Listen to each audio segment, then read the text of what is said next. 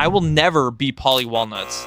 You see, the odds are, if you clicked on this video, you probably know a lot about who that is, but if you are unfamiliar, this dude is a content creator who's in the same kind of niche that I'm in, of just talking about random topics in our lives with some COD gameplay in the background. I don't know what you want to call it. It's just, you know, dudes in our 20s ripping COD and, you know, just talking about relatable shit, maybe how to like level up our lives in a way. But this particular niche, there's been like this meteoric rise of the star boy, or the golden generation, you know, for the football terms. He's like fucking Neymar back in the day. I think he's over like 130,000 subscribers, Pauly Walnuts is, at the time of this recording. And he really is none other than the Mr. Pauly Walnuts. So if you clicked on this video and you're like me and you know who he is, you might have found his YouTube channel and watched a video and you're probably like, damn, bro, this shit is like hella relatable. And he's talking about parts of my life that I've lived, right? I've experienced this thing that he experienced, and just listening to him say that out loud, you know, kind of creates a sense of community that I have and I appreciate. But then you kind of go down this rabbit hole of watching all of his videos, and honestly, it's really a banger after banger, because that's what happened to me personally earlier this year before I went on to vacation. I think it was like February. So I was at a standstill, and there was this mix of me wanting to post more long form content instead of shorts, because shorts, man, just making those honestly just suck. I felt like I was selling my soul, having to come up with a new idea every single day and edit and post that every single day. It was really draining on top of my job and relationships. And I really didn't feel like I had the time to make any of these shorts and upload them consistently. But that's why I transitioned to focusing on more long form content here on YouTube. And in all honesty, I wanted to hit that illustrious goal of 1,000 subs and 4,000 watch hours to make my very first ever penny from doing content creation. And on top of the monetary goal, I just wanted to make videos where I would have some sort of impact on people's lives and create a community where people can feel safe and know they aren't alone in their struggles.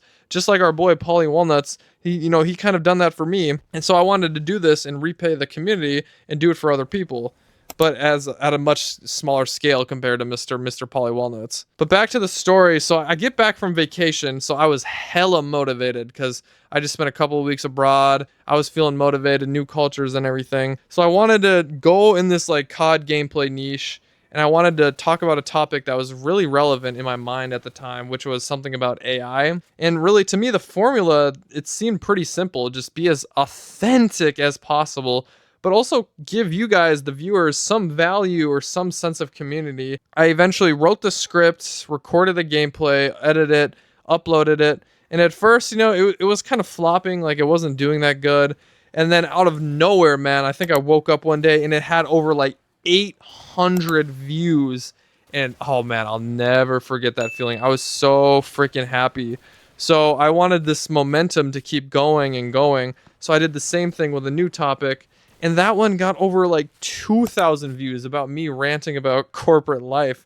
So I was really feeling myself. But with all good things, there are some bad. So I had a couple of flops or disappointments, and I was kind of starting to lose hope. So I took a bit of a hiatus, and I felt like I just really genuinely wasn't being myself. I was doing a lot of things to sell out to the algorithm, to try to keep viewers as engaged, to push my content. So I wasn't being as authentic with my straight thoughts. I was doing a bunch of hooks and lines to keep people engaged. In reality, though, like, that's not how I talk. I don't want to care about a curiosity loop, man. I just want to talk about what's on my mind, have a good conversation, and hopefully people are impacted by my words. And let's be real, no one wants to watch a video where it's just, AI cool buzzwords with no real substance or meaning behind it.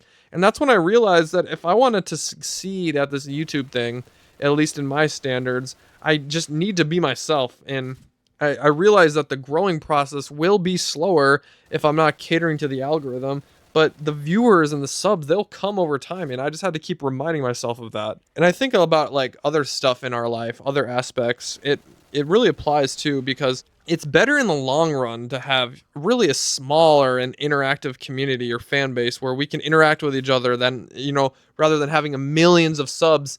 And they're not really subbed for you and what your community talk about. They sub because it's trendy or something like that. And I think some of the channels who have hella subs, like I'm talking millions and millions, but they get no real engagement, that is a nightmare. I don't want that shit. And I don't want that And I would rather have an organic built community really from the ground up without selling my soul, where we grow together. And eventually I would love, very, very much so, I would love to be able to give back to those who have supported me along this journey. And I realize people are sacrificing their time by watching these videos, and I want to sacrifice stuff for them. So that's, I mean, that's really the least I could do at some point. So as the story continues, I uploaded more videos. They were still flopping, and I was really having this self-doubt, and I don't know if this content creation thing was for me. So I started to, like I said, second guess not only my abilities, but my passion and the love for the game. But eventually it dawned upon me that if I put all of this pressure on myself and I treat it like a job, I mean, duh, like, of course I will lose love for it if I treat it like a job, and I'll eventually give up, because if I don't perform to my standards, I would feel sad internally, and I wouldn't want to continue at a job if I'm not seeing the results. So then I ripped off a video where I didn't have much planning, not much editing. I didn't really, to be honest, I guess, try that hard. I don't know if that's the right way, but the video was about how I deleted social media, and then I got addicted to video games, and in place of that, and you've already, I gotta give a shout out to that. If you haven't already checked it out, it could be worth a watch, you know, yeah, go support your boy. But basically the difference between that video and the rest of the videos and content that I was creating was really that video, the script was straight off the dome and truly authentic. I didn't try to cater really any part of the video to get clicks or algorithm or stuff like that to appease this holy algorithm. I was truly authentic, and I told people about my situation, as embarrassing as it was, and I told people what I was doing, and maybe, just maybe, people could relate. And honestly, I wrote in my journal when I uploaded it that I don't really care if this video goes off, because I enjoyed the process of making that video. Like I said, making videos for me is kind of like therapy. So in this video in particular, the end goal, the end views, I didn't really care about. And I think the universe was trying to tell me something. And the universe delivered a bombshell. That video was my best, and it still is at the time of this recording. It is the best performing video by far on my channel, and it has over like 4,000 views, maybe 200 likes, a couple hundred comments maybe. And the support from people in the comments is really what keeps me going, man. I love hearing about people's stories and how it relates to my story, and my story sharing with them, helping them out in their situation. So that leads me to say, although I'm a part of this like COD niche self-help kind of thing community, and I wanted to be just like, you know, Pauly Walnuts or JP Finance, and that's really cringe saying as a 24-year-old, like, I want to be this dude who's like 2 years older than me. But really, man, those videos are kind of eye-opening, watching like JP Finance, Pauly Walnuts on YouTube. Like, these guys, they're providing value in ways where it's kind of nostalgic, and it's nice to have this community and sense of belonging. And there's also, you know, a bunch of other legends in the space. And maybe I had this thought, maybe I'll never be like them. But if you told me that before maybe a couple months ago I started making YouTube videos more seriously, that I would never like amount to anything or never be like Pauly Walnuts or something like that, I would be pretty sad. Like, I would say I failed, but like those two are very successful in that field, and although they're successful in what they do, I want to be like that someday. I don't know if that's selfish to say, but I want to be like that.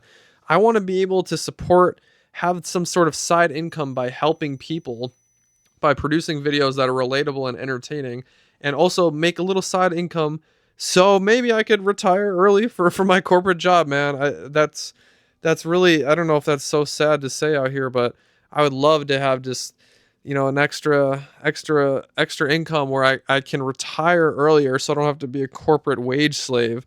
I don't know if that's the realest motivation or not, but you let me know in the comments, guys, if you're made it this far and you feel that. But I gotta admit, right now, I'm not big, I'm not successful, and I'm okay with that. I'm not Pauly Walnuts, I'm not JP, I'm Colby fucking Rittman, baby, and I have my own unique perspectives and outlooks on topics, and although I'm pretty similar to those guys in the content creation space, I am not them. I have so much respect, though, to those two, because they have made me fall in love with this YouTube game again. And even my boy, I want to give a shout out to my boy Puck Out on YouTube, man. I emailed this dude. He had great feedback on my channel. and go check him out. So shout out to Puck Out. He has been super, super supportive of me as well in these like early stages of my YouTube career. And man, the community around this is just great.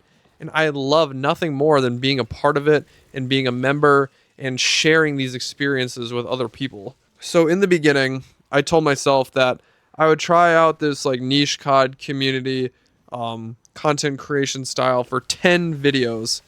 Only 10 videos. But before I get into that, I want to say, like, even if you're not in the same boat as myself, whether that's kind of making YouTube videos or if you're running your own business or just pursuing any of your other dreams, I really told myself before I even think of quitting, before I have that negative self-doubt in my head, I have to upload like 10 to 15 videos. That way, at least I have some sort of resume online and I could show and prove to myself that I am capable and I can do everything. And that's why I wanted to save this specific topic for my 10th video, to really just to reflect and see how I'm doing in this space after 10 videos. And I gotta say, man, I guess honestly, I'm very pleased of where I stand. And I want to make my own content because at the end of the day, I feel like copying videos, copying topics, copying subjects, that creates a ceiling on your growth as a person and just like of your YouTube channel, right? If you're creating what someone else is creating, but they have more clout, they're more familiar, they have their trust, they're going to go to that person rather than you. I'm sorry, big bro.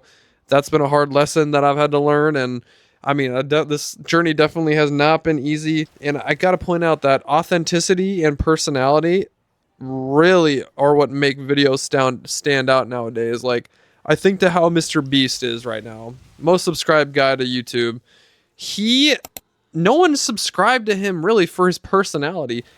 They're subscribed because he has millions of dollars. He comes up with these great ideas. I'm not saying his videos are ass, but I'm just saying he leading the show.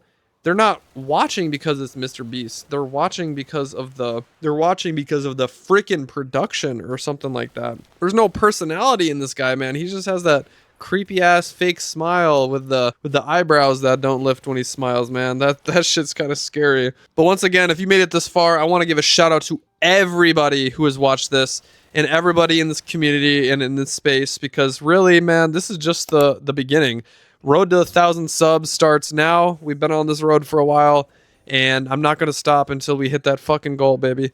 Let's go. Thank you all for the support, but those are just some of my thoughts. Let me know what you guys think in the comments below, and once again, one final time, thank you all so much for watching and supporting. But with that being said, peace.